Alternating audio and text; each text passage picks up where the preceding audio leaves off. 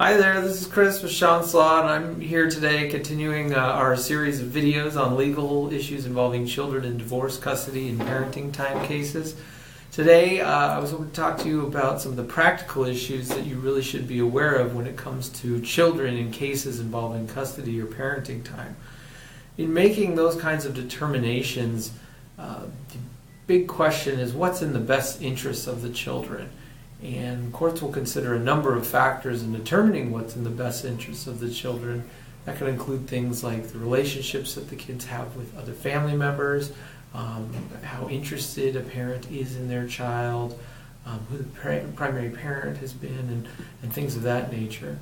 Although it's not specifically spelled out in statutes, there are a number of practical issues that really can ultimately guide a determination of custody or parenting time and that you should be aware of so that your case, which might be a very good case, it doesn't get derailed by something that is somewhat within your control.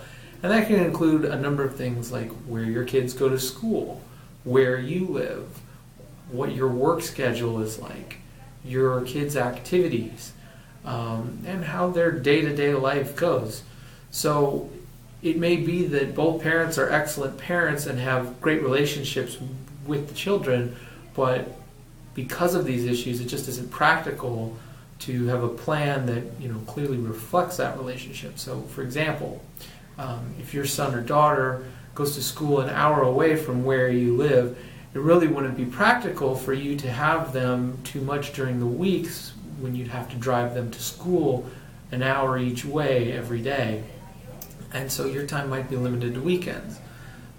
Similarly, if your home doesn't provide the children with their own personal living space or a place for them to sleep, it might not really be practical for them to spend too many nights at your home. You should also be aware of how your work schedule will limit your time that you can care for your children. Who's going to watch them while you're working? Are they going to go to daycare? Are they going to go to an in-home babysitter? How are they going to be transported there if they have to go from school to care? Who's going to pick them up and things like that? Similarly, if they have extracurricular activities, are you going to be able to get them there, or do you have to have a carpool with another parent on the team or in the activity, or a neighbor who they know and trust really well? So taking these kinds of issues into consideration is really important before you go to court. You really want to be planning what your life is going to be like before you get to court, not when you're standing in front of a judge. So you want to make sure that you're going to be close enough to get them to school on time every day. You're going to make sure they have their own space. You're going to make sure that you have care and transportation lined up. And if you've thought about all these kinds of questions, you'll hopefully be able to clearly show to a judge or court how your plan can work.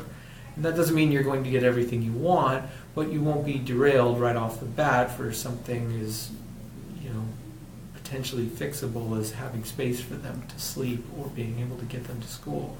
So those are some of the practical considerations, and if you have any other questions, you can certainly contact us, but thanks for watching this video.